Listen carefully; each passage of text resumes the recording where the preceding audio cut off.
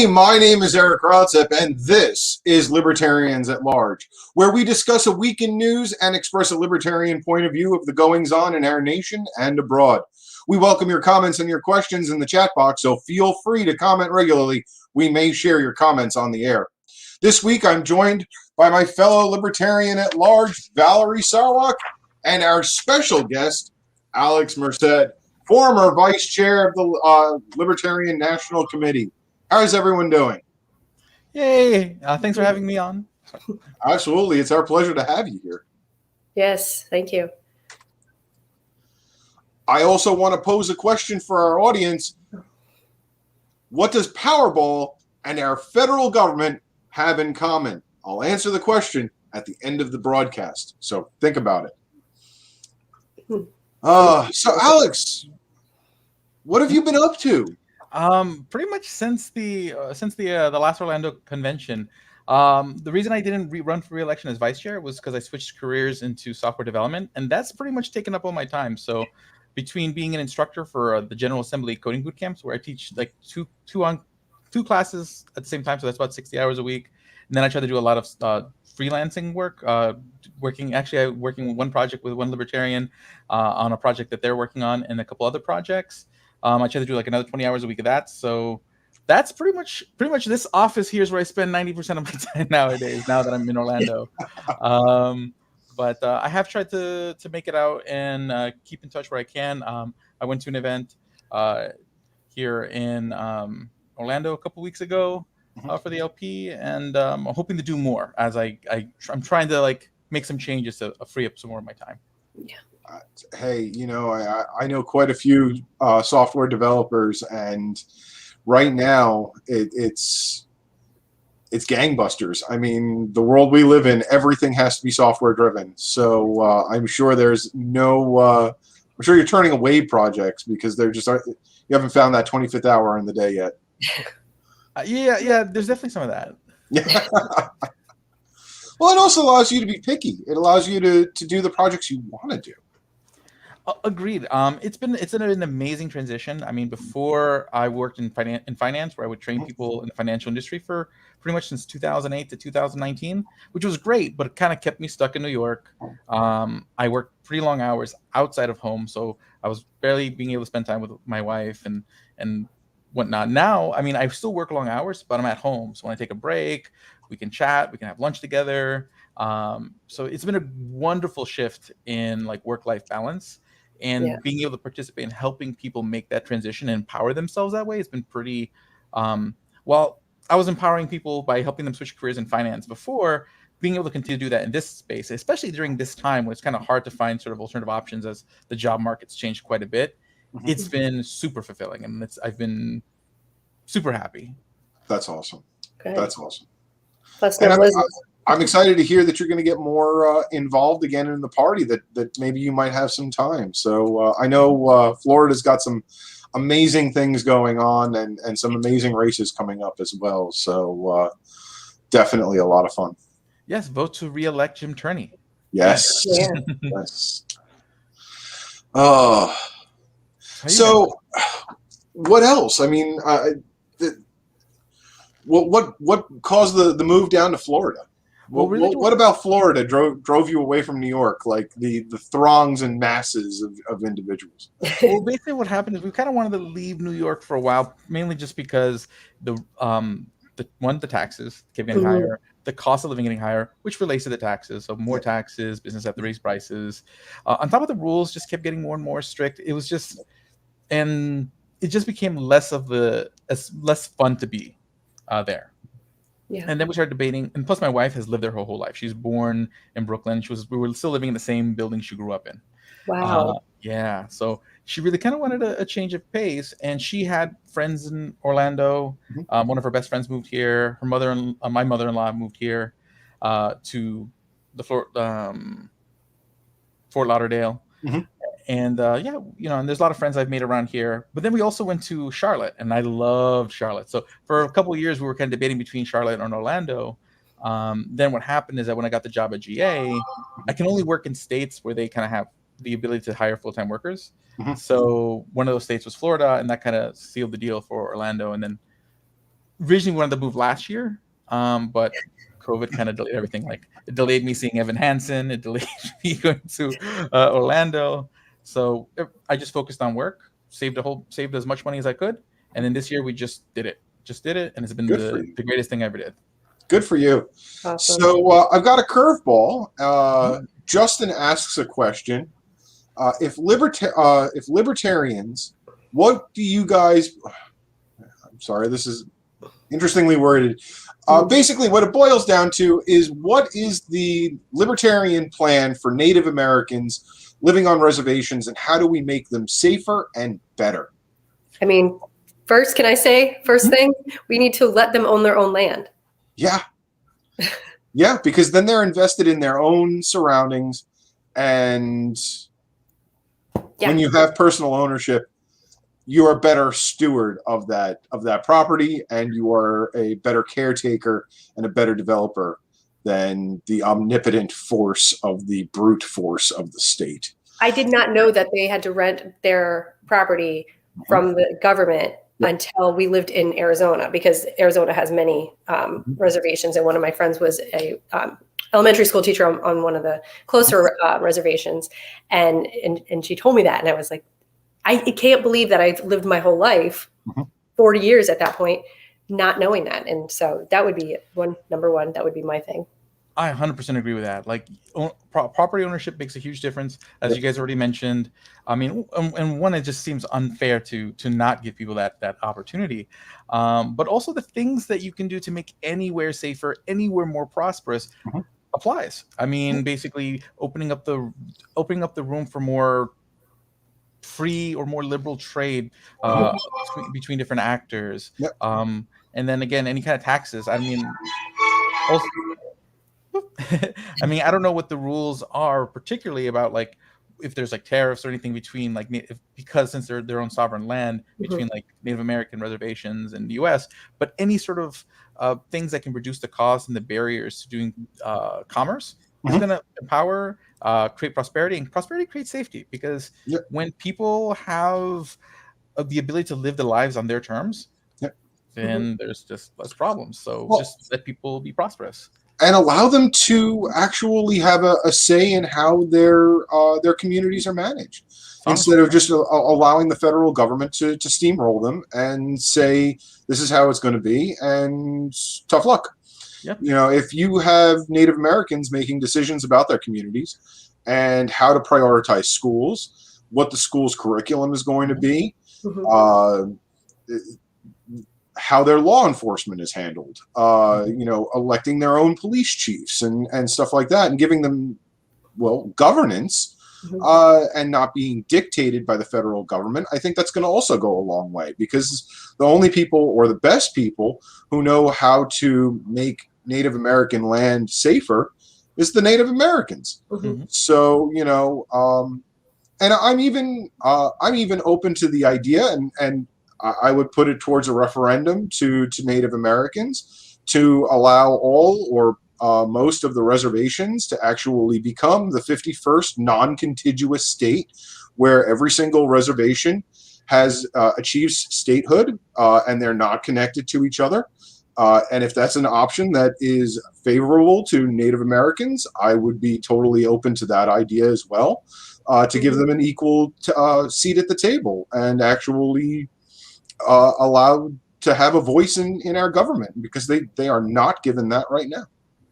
Agreed. I mean, basically, the U.S. government shouldn't be steamrolling anyone, but much less shouldn't steamroll people who aren't allowed to be involved in deciding who is the governing at the top level. It's kind of the same thing with like our nation was created for no taxation with representation, and the Native Americans live that every single day. No, I mean, I know, like, it's sort of in a similar vein. Like, I'm familiar with like some of the stories with some of the commonwealths where, like, you know, there's some commonwealths where basically if you're born there, you don't born as a citizen, but you can participate in the military, but you can't get citizenship, and you can't vote on who's president, yet you still have all these other responsibilities and burdens placed on you. It's not cool. Yeah, no. Puerto Rico, they're all citizens of the United States. Or I wouldn't be a citizen. Right, My dad exactly. wouldn't be- I think the only territory where you're not automatically a citizen is Guam, isn't it? Yep. Yeah. Yeah, Guam is what I was referring to. Yeah. It's the only U.S. territory where you are allowed to apply to become a citizen, and you don't have to go through the regular rigmarole of becoming a citizen, but it is also contingent on signing up for selective service when you turn 16. So there's a whole litany of interesting things that go on with Guam.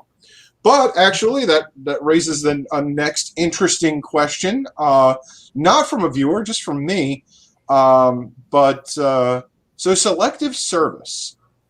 Yesterday, built into the bill that was passed by the House, or passed by the, it wasn't passed by the House, it was passed by committee, and it's going to the House about deferring the financial crisis that our government is facing right now. They buried in committee, in the language of this bill, they put in the fact that women will now have to register for selective service. What is the libertarian opinion on this? I mean, the way I would put it is that that's moving the ball in the wrong direction. I want no one to have to sign up for the selective service. There you go. Yeah, I agree. I mean, in one way, I'm wonderful. I'm glad that we're striking at equality, but we're striking at equality in the wrong direction. Yeah, I don't want equality of injustice. I want quality. Yeah, exactly. So yeah, it's good in the wrong way. It's kind of funny, and actually, it was most of the people on the committee didn't even realize it was in there. Oh, of course not. They don't read anything. Yeah, well, no. I mean, in Nancy Pelosi's famous words, we're going to have to pass it to find out what's in it, which still baffles my mind. Why do we elect these people if they don't even know what laws they're passing? Yeah, no, I mean, Republicans, Democrats, everyone, they united behind this bill in committee, and there's hundreds of things that they're now finding that were buried in the text of this bill that no one even knew were there. So that got snuck in at the 11th hour. That's what happens when you have these grand bargains where you try to do everything in one time, because then everyone sneaks in the little thing. And the problem is if you take any of it out, it unwinds the whole thing and you end up back where you started. Yeah. So it's just funny to see how like the struggle they have in doing this thing, because I know there's the struggle between like, hey, do we have enough Republican votes in the Senate versus do we have enough Democratic votes in the House to have a bill that will pass both houses?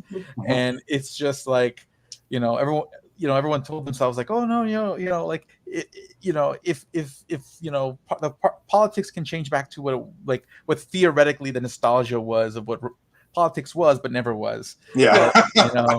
But the idea of politics, not the reality of it. And I think people are starting to really realize now that no, there is no going back, because there was nothing to ever go back to. Like this image they had of like what Washington can be was a romantic idea of a past that never was. And people were like, no, they both suck. Yeah. So I'm excited watching it, just grabbing my popcorn and just seeing them duke it out and just make everybody just more frustrated at the system, which means, once you realize that the system can't be necessarily fixed, you can then say, what can I do to make my piece of life better? How can I empower the people around me, make the people around me happier? Because people focus too much on these macro things that don't necessarily affect their daily lives, and then at the detriment of them really spending time on their own daily life. And we're seeing the ramifications of it all across the country, where I think about most things that we sit there and we debate about. We throw millions and millions of dollars at politicians over X sort of divisive issue.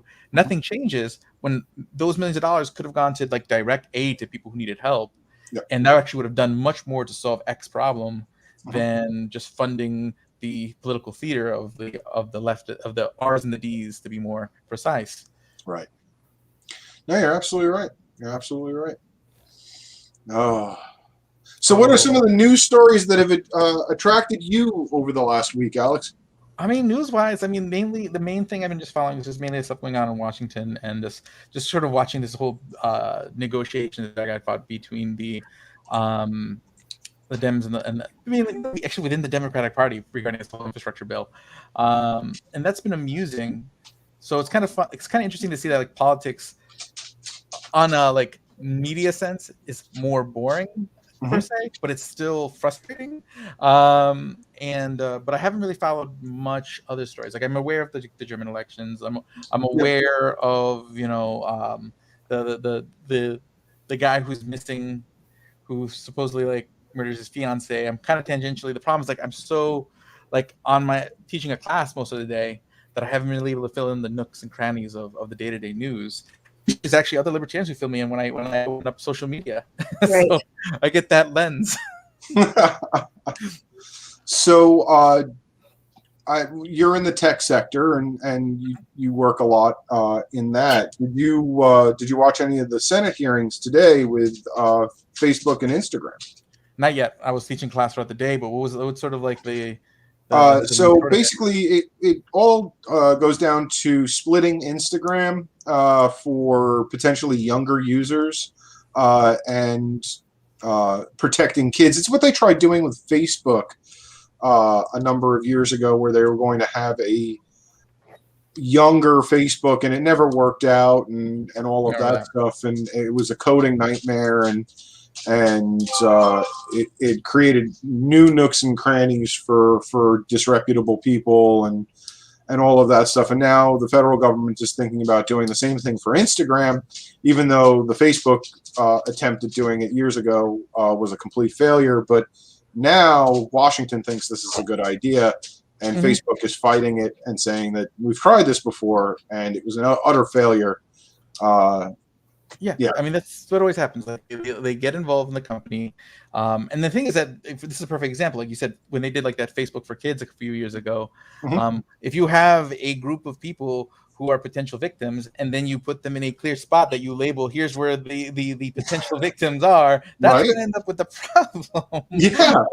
And not only that, but it also created a new marketing avenue. You know, there were because it's still a monetized platform. You know, I mean, Facebook and Instagram, they still need to make their money, so they have advertisers. And now they were doing hyper-targeted toy ads and all of this other crazy stuff that was hyper targeted because it's a smaller population. You can do it, it was basically taking advantage of children and their susceptibility to new marketing tactics. I got you. Go for it. I spent like $100 today because of Amazon targeted marketing from Facebook. I was like, I need that. It works, and I'm not a kid. I might as well just hand my wallet to Amazon. Just be like, okay, here you go. 2-day shipping. You'll deliver this to me by 7 a.m. But tech companies should just be left alone. Like I'm generally one like, and then just actually companies in general should just be left alone because. Yeah. People always are worried about them becoming these like big scary monopolies and having these monopolistic power, but people don't forget that technology changes. And what happens that even if someone becomes like the dominant thing of this thing, that creates an incentive for people to create some sort of alternative. And that's what always happens. Someone creates an alternative, it creates a new market, and then that other thing becomes obsolete. It's just the cycle repeats. But people always assume that the world they have today, even now where the world changes like every 3 months, people still assume that the technology we have today is going to be the technology for the next 20 years. So we need to put rules on it now. But everything's changed by the time the rules pass, and we're stuck with all these archaic rules that they then try to shoehorn on new technologies. Like they try to shoehorn all the stuff on all the FCC stuff that's mainly meant for like TVs and radio, and they're trying to shoehorn it on the internet. Yeah. I remember when I was running for Senate, like that was a thing that Chuck Schumer was pushing about trying to regulate like robocalls. And I'm just thinking like, well, if you can regulate that, and the way he wanted to do it and word it can then potentially open the door to like regulating the internet. And like we're kind of pretty much there now. But yeah, it's just frustrating because just technology will evolve and it's going to evolve people's needs. So some people need something, even with robocalls. How many apps now exist to like filter out robocalls? Like that niche gets fixed. Well, and robocalls just the the time extension just expired. Mhm. But I got a robocall today, so you know, I mean, I get them all day, every day. Yeah, exactly. So I mean, there's a law passed, and Mhm. it doesn't do anything. You know, Right, yeah. surprise, surprise. You know, there's always a loophole. There's a new way of doing something, and the people that are going to do the advertisement through robocall, Mhm. they know the loopholes because they've been studying it for the last umpteen years since the law was originally passed, and they know what they have to do. Yep. And then another thing, like just regarding like internet technology and sort of like the other thing that people are always like angry about is like, especially the last few years, they're angry about people being exposed to so much information on the internet and how it influences them this way and that way. And yes, that's like, you're seeing some chaos now because technically we have so many new ways of communicating. But here's the thing, people learn. Like we're right now, we're in this moment of disruption where we're learning to adjust to the new normal. And that's going to have some friction, but that doesn't necessarily mean we need to clamp down on these new things. We just need to let society sort of learn and adapt to sort of these new norms and what the future norms will be for how we communicate and how we absorb and filter the things we see in our lives. Because that was the same thing with TV once upon a time, much smaller scope, but people would get fed misinformation on TV. But over time, people learned, for the most part, kind of how to watch TV and filter out, hey, this is a TV show that's written by writers in a room, and this is like reality TV that's also written by TV writers in a room. But yeah, it's like people always think people are too quick or don't think about how society can adapt to changing circumstances or just assume they won't. Well, and not only that, but allow business to conduct business. You know, if there's somebody that's putting out a better product, they're going to be the winners. You know, if someone has a better ability to protect children from predators or what have you, parents are going to be signing up their children for that social media instead of Facebook or whoever. And Facebook will be left in the digital dustbin. I mean, you look at MySpace. I mean, Facebook would outclass MySpace, and now MySpace is pretty much in the dustbin. I mean, it's still there. Is still around, it's still there, but when's the last time you heard people talking about, well, in my top 10 friends? You know, I mean, it's but if it was the way it used to be, I'd put you guys in my top 8. Exactly. You'd be in my top 8 too. But on that note, like, you're right. Like, sometimes the market generally you have the best will win out. But a lot of times people like get confused on what's the best. They think it has to be the best product who wins. Sometimes it's just the marketing. They may not necessarily have the best product, but that's not necessarily a bad thing either. Because a company that can market better means they can communicate the value of an idea better, which means faster adoption. So, because I'll hear these people saying like, oh no, these companies are spending so much on marketing. This is a market inefficiency. We need to clamp down and make monopolies so that way we don't have to spend money on marketing. It's like, no, I want people to compete and learn how to communicate better and then increase adoption and make, everyone use cool things and say, yay, so, and I miss MySpace too, except now that I'm like in web development, like I can really appreciate why a lot of the ways of MySpace worked was a problem, giving everybody the ability to put videos and GIFs, such a security issue. And I know sometimes I go to someone's page and there'd be so many GIFs I couldn't even, like, my computer froze. Why is everything glittery? Oh, come on. We all remember AIM and AOL Instant Messenger. Away messages. Yes. Kids these days, they're missing out. Showing my age there. I guess we all are. But, I mean, it's the digital footprint is constantly changing. I mean, what's here today will be gone tomorrow. I mean, it's just the digital world is unforgiving and it's fleeting. That's what it is. I don't think it'll be unforgiving forever. I think eventually people will learn how to filter out the bombasticness of internet. Like right now, you still see like this. I guess what people will refer to as cancel culture, where you see this outrage, and oftentimes the outrage is really just a small group of people. But because it's so visible on the internet, companies react to it out of fear. But eventually, they're going to realize, okay, like things in the internet mirror are larger than they actually are, kind of like a rear view mirror. Yeah. And then things will adapt. I think it's starting to happen. I mean, you're trying to see like these backlashes tamp down quicker, be less impactful on people. So I'm optimistic. Oh, I know, and you're absolutely right. It's how long it's going to take to get there. That's really the question. I mean, in reality, the digital world is the new Wild West, as it were. It's the it's the new frontier, and we just have to settle it and populate it, and we're well on the way to doing that. But what's that tipping point where all of a sudden we can say that the Wild West has been tamed? Or we can all just be those settlers of Catan and just collect like wool and make it happen. No. I don't know.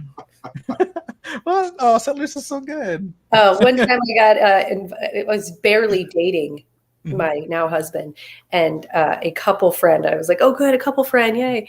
Invited us over for dinner, and then we ate the dinner, and I was like, oh, this is great. And then she said, oh, the real reason we invited you over was to play Settlers of Catan, and I was like. Get me out of here. Yeah.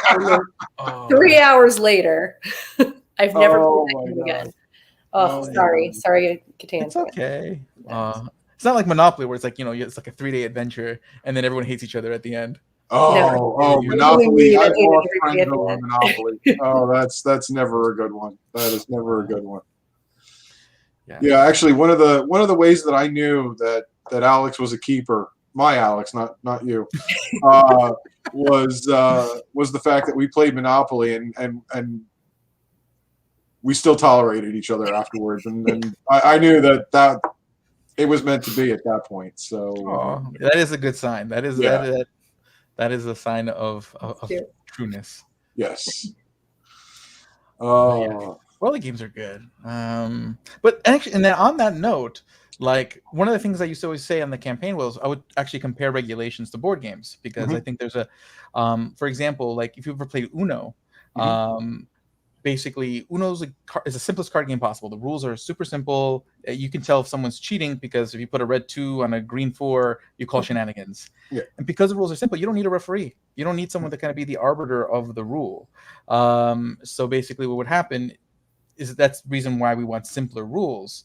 But vice versa, if you play like Dungeons and Dragons, everyone's constantly cheating because no one knows what the rules are. So it's like everyone's just making it up as we go along, and that's what happens with our regulatory system, where like everyone's rolling d20s, but no one knows what they're looking for. Like it's this supposed to be a 10, and some politician somewhere just claims like, yeah, that's the right roll. Give me my legislation.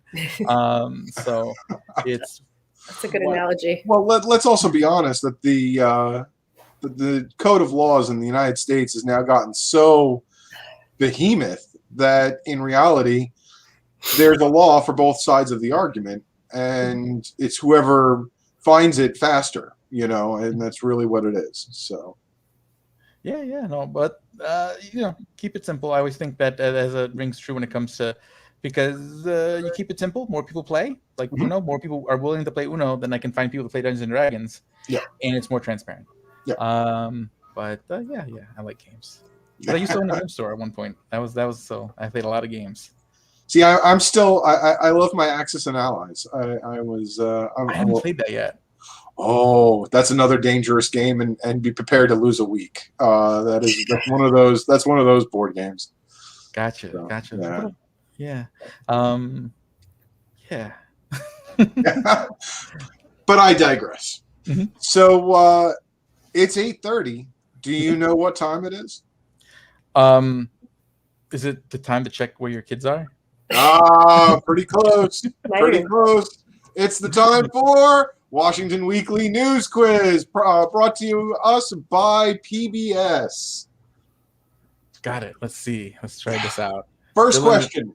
Fill in the blank. The Treasury Secretary warned that the federal government will likely run out of blank by October. Natural disaster relief, COVID-19 vaccines, or cash? Well, I'm assuming this is in reference to the debt ceiling. Yeah. So I want to say cash.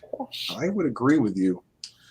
So it sounds like we have 3 people for cash. Cash money. And cash is correct. According to Catch me CNN, outside. Treasury Secretary Janet Yellen warned lawmakers that the federal government was likely to run out of cash in extraordinary measures by October 18th unless Congress raises the debt ceiling. So what do we feel about this? I mean, is this true? Because like we've already run out of money. You know, we've already run out of money. Yeah, I mean, How long ago? We've beyond. We're not even accepted spending yet. other people's money. We're spending the next generation's money at This this is point. insanity. Yes. Yeah, it's insane. It's absolutely insane. Yeah. It's like saying, "Oh, we're gonna go broke unless you raise our credit card limit." Like, Yeah. no, you're No. broke. That's why you're asking for a credit extension. Yeah, no, exactly. If you ran the federal government in this way, and this is how you handled your personal finances, Right. they would reopen debtors' prisons for you. I mean, it's so bad. I mean, it's absolutely ridiculous. This is why property matters, because like, you know, people are gonna be much more careful with the stuff they own Mhm. than like other people's money. Tim actually makes the comment, you can never run out of money as long as you have a printing press. Mhm. Correct. You can't run out of money, but you can run out of purchasing power. Yes, yeah, because you just keep cutting that dollar into smaller and smaller fractions because there's still an ultimate value. It's Only It's so much amazing. stuff to buy. I mean, and inflation is just, we're just getting started, but oh yeah. just, I mean, and this is a silly thing that I've noticed, but for a comparison of how prices have changed drastically in the last year. My kids prefer golden kiwis, and they sell them at the Costco. And when we moved here in 2019, they were $5.99, and now they're $9.99, and the size hasn't gone up. That's almost double in 2 years. Yeah. Mhm. So there's a milk company down here in North Carolina, and they don't accept federal dollars for, because milk is subsidized. Oh, okay. And so their milk has now hit they've always been like $1, maybe $1.50 more expensive than, the regular milk. Mhm. Phenomenal quality though. Their milk has now hit $6 a gallon, Oh my God. more than double what subsidized milk is. So it's absolutely insane, and that shows the cost of shipping, the cost of feed, the cost of everything else has just compounded to the point where milk is unattainable. So it's insane. God, If you- go for it. Oh no, go for it. Well, I was going to go in a completely different direction. I don't know if you want to finish that thought first. Oh no, go for it. Okay, got it. I was just going to say, like, one of the theories I've had, like, during this whole like time of inflation, because like the money supply has exploded ridiculously. So you think, like, even though there has been definitely some visible inflation, you think it'd be a lot more. One of the things I've thought about is like, how has the digital economy affected that? Because generally, like the way inflation works is that you have all these dollars, they're chasing like a finite amount of goods. So the relationship between the finite amount of goods and the dollars causes higher prices. Mm-hmm. But every time I buy an extra life I spend $1 spent buying an extra life on Angry Birds. Technically, that finite amount of goods hasn't really shrank as much as it normally would. Right. So, if people are paying for like their swipes on Tinder and paying for their Angry Bird lives, or what's that one with like the donuts and stuff, Squishy Gems, Crushing, Diamond Crush, Candy Crush, whatever, like, could that have an effect of dampening some of this excessive money supply, allowing sort of giving governments sort of an extension on how stupid they can be, unfortunately. Just something that's been running around in my head. It's an interesting idea. I don't know. That's a great question, but ultimately it still goes into the pocket of a business or into the pocket of a developer who takes it home as take-home pay. Which would probably be turned around and purchase real goods. So does that dollar actually devaluate or disappear? No. But it's interesting. It's an interesting idea. Yeah.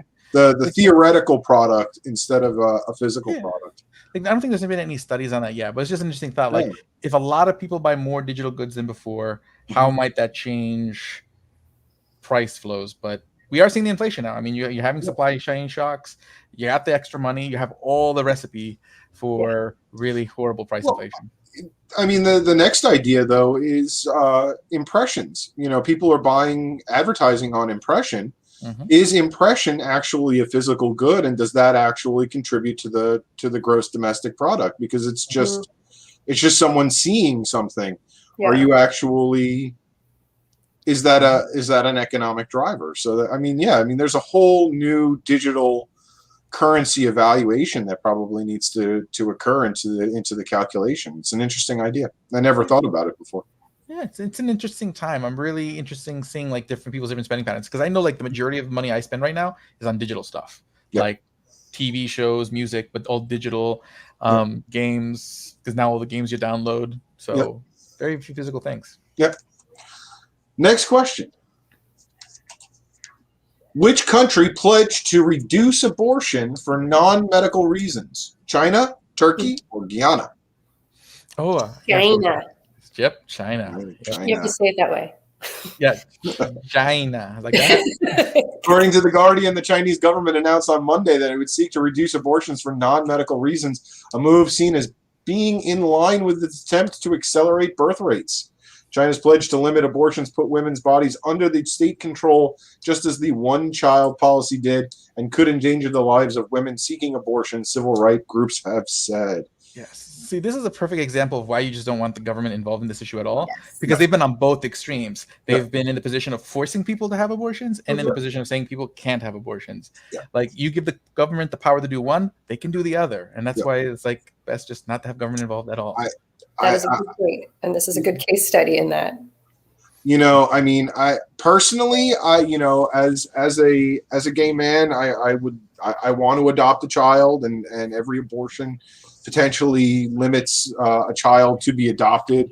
So, I'm personally very against abortions, but at the same time, I don't want Chuck Schumer between a woman's legs saying "stay in there" or "come out." So, and I understand that. But imagine if all the money that went to pro-life and pro-choice politics went to providing support, so that way more people could more easily make the choice to provide, to make those children available for more adoption. Oh no, and that's what I'm saying.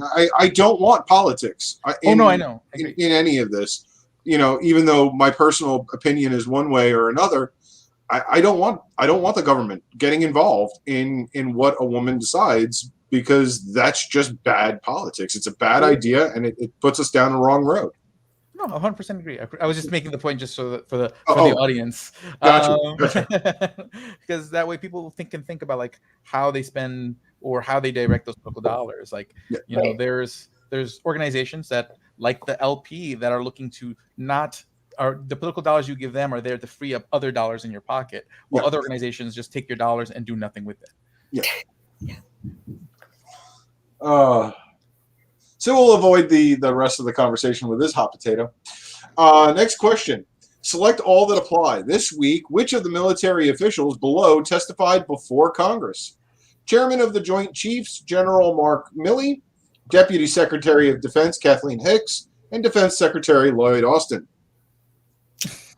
I want to guess all the above, but I don't know.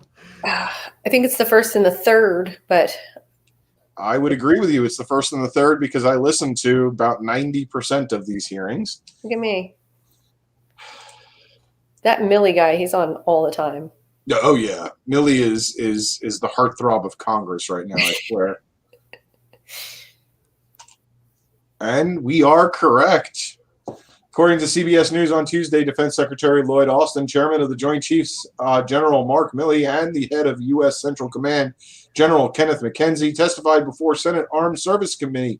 The nation's top military officials faced tough questioning from Congress about the execution and withdrawal from Afghanistan. At this point, I don't want to sound cold or whatever. At this point, what difference does it make about how bumbled up it was? Yeah. And let's just freaking get the people that we can out of there, and just help the refugees that we have here. Like, what are we doing? Why are these people still on trial? They screwed up. We all know it. It was a disaster. Let's just face it and fix it. There are still approximately 2,500 U.S. citizens over there. Some of them are wanting to come home. Some of them want to stay. and continue the individual missions that they're on. The ones that want to get home, let's get them home. And we should have never been there for 20 years. No. I'm glad it ended. I'm not happy with how it ended. Yeah, that's about it.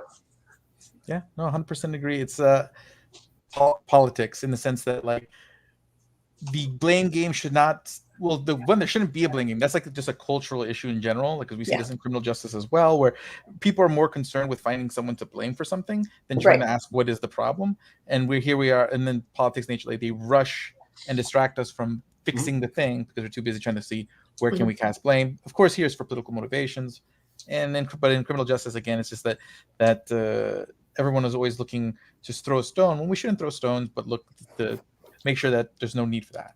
Well, if you did listen to, I think, more than 5 minutes of the Senate hearings with these two individuals, you would realize that this was a partisan witch hunt. Absolutely, 100% partisan witch hunt. It was actually painful and disgusting to listen to, but it was like a train wreck, and you can't look away. You have to watch it to its completion, and it was disgusting. But hey. Next question. Why is the United Kingdom facing fuel shortages?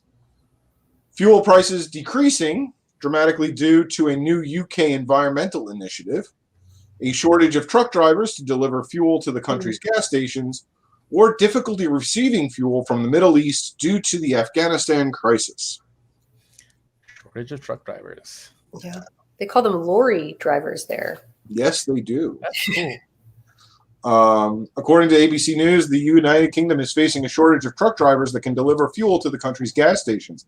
Critics say Prime Minister Boris Johnson is to blame for failing to address the issue of a lack of truckers. He's been warned for months that there was a shortage of approximately 100,000 drivers across the trucking sector overall, and with Brexit, many tens of thousands of drivers have left the United Kingdom to go back to their homes in the United Kingdom or into the European Union. I think this is actually a global issue right now, because even the United States is facing a shortage of truck drivers. So, I mean, this is definitely not just a UK issue. Now, obviously, they have it a lot worse than we do. Yeah. But there's definitely a shortage of drivers globally right now, and it's really interesting.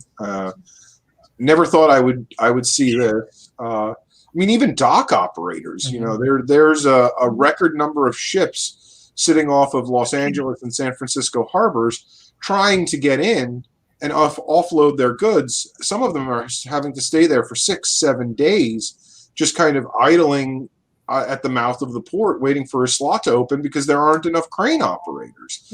I mean, the entire goods operation or the transportation operation is log jammed right now. It's worse than the Suez Canal was a couple of months ago. Oh yeah, I definitely got affected by this when I first moved to Orlando, because we didn't bring our bed because I was just planning to buy a new bed when we got here. So I ordered a bed and frame, and we had to wait 2 months before the frame came in, and partly because of all these like supply chain disruptions. And then you see the job ads everywhere. It's insane. My concern about the truck drivers is this winter. With snowplows, like, are we not going to have enough? But people with 4x4s can plow, and they can charge whatever the hell they want at that point. So that'll be the free market solution there. But we can't get regular ass people to go to the docks in Los Angeles to help them unload those things. So, this winter could be interesting for some places. I think this is going to get worse before it gets better. Already, you see truck drivers being paid more per mile than they've ever been paid before. Gas vouchers have probably close to doubled. There's complete load completion bonuses right now, and it's still not enough. It's still not attracting enough people to the market. It's very, very interesting. And you also have more delivery drivers needed than ever before, because not only do we now have UPS and FedEx and USPS, but Amazon is now is actually, I think, the third largest. It's actually just replaced one of them, as the third largest delivery fleet in the country. So it's amazing. I mean, it's truly, truly amazing. There are more delivery drivers than ever before, and we're facing a shortage of drivers regardless. So, yeah.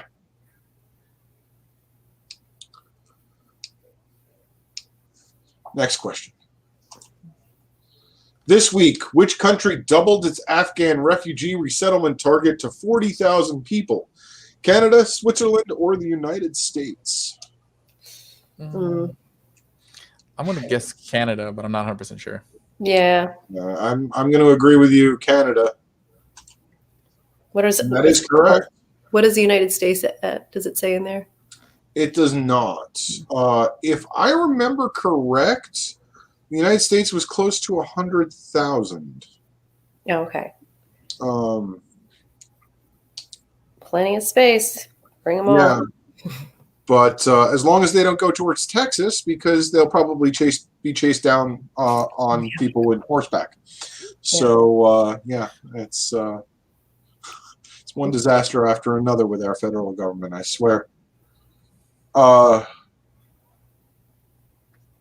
don't know. I think the poem Colossus at the base of the Statue of Liberty says it all. And we need to let all of these people into our country, as many as can make it here. And we are the light at the Gilded Shore. Yep. Teach them how to get their CDL license. Yeah, exactly. Exactly. There is not a shortage of jobs right now. No, there is not. Select all that apply on Tuesday. Which centrist Democrats did President Biden meet with? Senator Amy Klobuchar, Senator Joe Manchin, or Senator Kristen Sinema? I want to imagine it's Manchin and Sinema, but I don't know. I would agree with you. I think it is Manchin and Sinema. Yeah, because those are the ones that are always being mentioned these days, because they're the ones who keep holding out and saying whether they're going to support the bill or not. Yeah, right. And is Klobuchar even in the Senate any longer? I thought she left after her failed bid for president. That might be true. I don't know off the top of my head. I don't know. But I know Manchin and Sinema. Regardless, I haven't heard anything from her since she did try running for president. So I don't think that she's all that relevant any longer. Yeah. And we are correct. Look at that. Yes. According to CNBC, President Joe Biden met with Democratic Senators Joe Manchin of West Virginia and Senator Kristen Sinema of Arizona on Tuesday as he tried to patch up flagging support for his economic plans. When fellow Democrats realize that your economic plan stinks, it's time to take notice. I think that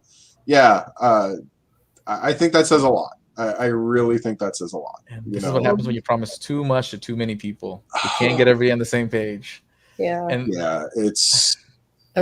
Look here, guys. That's what right? Hey, you guys, come on, we got to do this. Yeah, no, it's his friendly talk. Is we'll throw money at it and fix it, and it.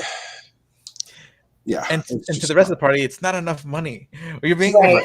Why are you being so tight, Mr. Biden? Yeah, I know. You got to make sure that women are in the selective service too. Okay. It's just you can't win right now. I mean, there's even in your own party in the Democrats. You come up with a number, and a portion of the Democrats say that that's not enough, and the rest of the Democrats are going, "What are you doing? Giving away the farm?" I mean, yep.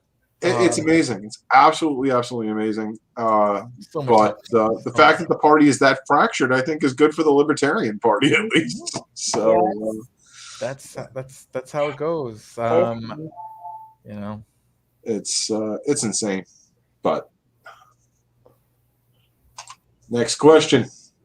What did the Australian journalist Jonathan Swan win for his widely acclaimed interview with Donald Trump? An Oscar, a Pulitzer, or an Emmy? I don't know. It was this week. That should give you a hint. I'm going to say the Emmys? Yep. The Emmys and the Tonys were held this week. I don't remember seeing the runway photos for the Emmys. I'll have to go check that out. Yeah. I remember like for the Grammys a few weeks ago. That was fun. Yeah. A journalist winning an Emmy, I kind of I mean, Pulitzer. Mm-hmm. That's a journalistic award. You know, I really have problems when journalists start winning entertainment awards, but whatever. It's highly entertaining. And it's in the document. Sorry, the screen is so small. Was it like in the document? According to The Guardian, Australian journalist Jonathan Swan has won an Emmy Award for his widely acclaimed interview with Donald Trump, in which he bluntly fact-checked the president's misleading statements. Swan's myriad of facial expressions during the Axios with HBO interview also attracted the attention of social media, launching a popular meme. Yeah. I don't know. Well, should be interesting to watch. On Monday, who publicly received a COVID booster shot?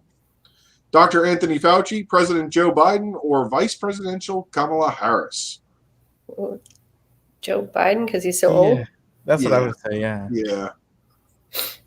By the way, I have a really hard time saying Kamala Harris because I always want to say Kamala Harris because I speak Estonian and Finnish, and in Finnish, her first name means terrible. So I want to say Finn. Terrible Harris. Yeah. It's funny that we actually elected her. Okay. According to NPR on Monday, President Biden received a third dose of Pfizer BioNTech COVID-19 vaccine, a booster shot. The White House hopes that the publicly broadcasted event will help assure Americans of vaccine safety and effectiveness amid continued hesitancy among Americans. I've already heard some of the anti-vaxxers saying that he was shot up with neutral saline. I mean, this isn't going to do anything other than make it especially him. Yeah, exactly. I mean, this is whatever. Yeah. You know, I support the vaccine, but don't mandate it. Don't make it, you know, but it's just, no, this is whatever. It's politics. Yeah, right. Exactly. And that's one thing that's absolutely horrible is that this entire pandemic has been politicized. Yeah. It's never been politicized from the beginning, but everything's got to be politicized now. And this is absolutely ridiculous. Yeah, it's funny because like everything flipped. Because like last year while Trump was president, everyone was like, yeah, you know, the free market's creating the vaccine. You have all these companies, they're about to come up with one. It's going to be awesome. This is all under Trump. And then the minute like it flips, it's like, oh, the opposite. And I mean, I get a lot of the legit concerns on both sides. It's just like so much is politically driven versus like fact driven. And again, there is facts that are worth considering on all sides. It's just the political side is so overbearing. It's crazy. Yeah. I'm like, we should abolish the FDA, and then they're like, I'm not gonna use some vaccine that's not been tested, and then it's like FDA approved, and they're like, do you trust the FDA? I'm like, I don't know where I'm supposed to be here. Let's just stick with the abolish part. And this is because it's been politicized. It's because it's been politicized, and there is no right answer any longer.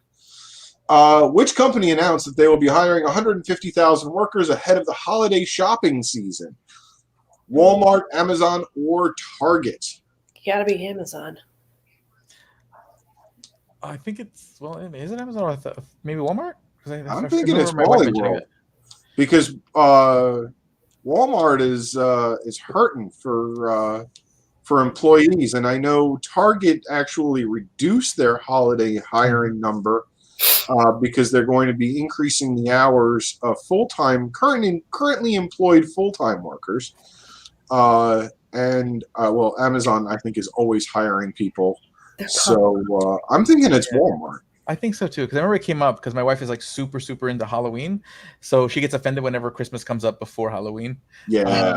So the funny thing is, I was talking to my mother about that today because she went into Walmart and the Christmas shop's already up, and Halloween has already been relegated to like one aisle, and she's like, "It's not even Halloween yet." Oh, I've been hearing it. Yeah. Oh yeah. It is Walmart. Look at that. They've needed to hire people for the last 2 years. Yeah. Yeah. According to the Wall Street Journal, Walmart Incorporated said it aims to hire 150,000 workers ahead of the busy holiday shopping season. Another sign that retailers are rushing to staff stores and warehouses is a tight U.S. labor market.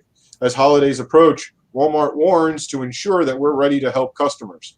Julie Murphy, Chief People Officer for Walmart U.S., said in a blog post, according to Murphy, most of the positions will be offered as long-term store jobs, not seasonal jobs. Oh, nice. So, I mean, this goes back to the staffing shortage, not only at the store level, but also at warehousing and distribution. So I know they're pushing a lot of truck drivers right now. Yeah. And Walmart generally, and I'm not a huge fan of Walmart, but they generally hire and pay well above minimum wage. So I'm anxious to see what they'll be offering. I have a job, so I won't be. Well, let's be honest. Walmart is the second largest employer in the United States behind the federal government. Oh, wow. I didn't know. So, yeah. That's why it's like a relaxing thing to do. So just like walk around Walmart and just appreciate the plethora of affordable goods. So, like, that's me being advertised to on Amazon, but like in real life. Yeah, no, I totally relate. Like Amazon and Walmart can just take my wallet. On Monday, singer R. Kelly was found guilty of all charges in racketeering and sex trafficking. True or false? He was found guilty. Yes, true. And that is correct. Yeah, I mean, the guy's a scumbag. It's just, I can't believe it took this long. Yeah, I know. I was like, this is still a thing? Yeah. The guy's a scumbag, and I'm glad he got found guilty. I mean, that's really all that it is. And have we all noticed, or Valerie, have you noticed that every week now they ask one entertainment question? Yeah. I thought this would be about Britney Spears this week, but yeah, next week it will. Oh, true. They did suspend her father. Right. Yeah. So we got 100. Yeah. Congratulations, Alex! You're in the 100 club. Good job. Yay! It's a good club to be in. So that kind of brings us close to our end of the broadcast here.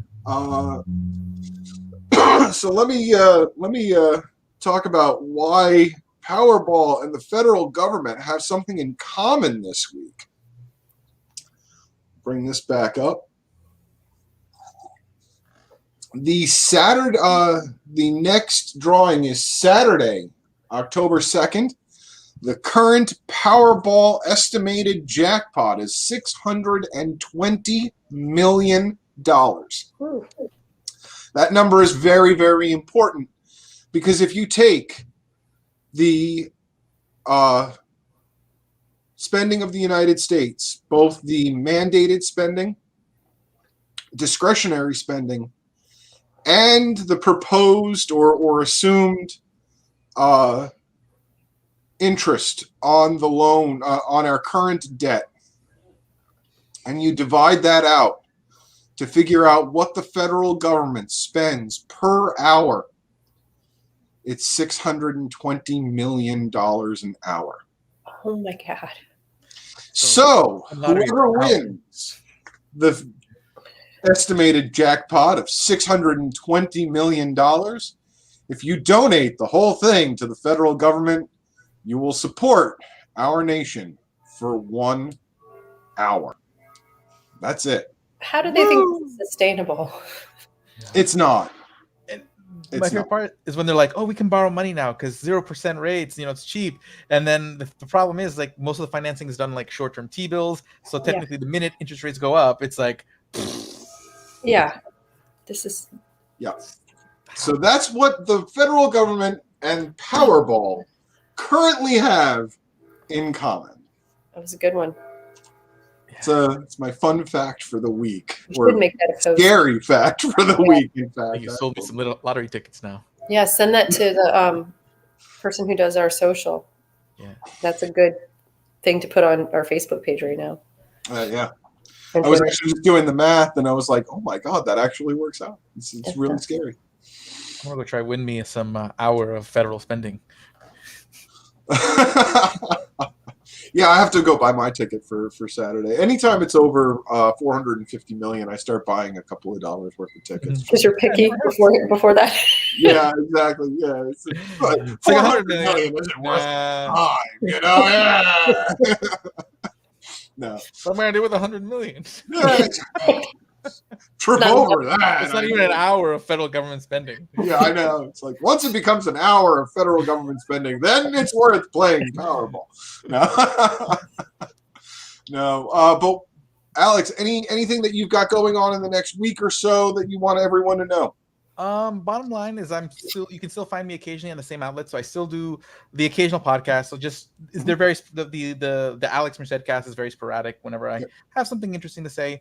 But if you're interested in web development, I do also have the Web Dev 101 podcast, which that is a little bit more regular because I've been doing a lot of coding. And so if anyone's interested in learning code, I got a lot of stuff on YouTube, and I'm more than glad to help anyone make that career switch so that way they can enjoy a awesome work-life balance and empower themselves.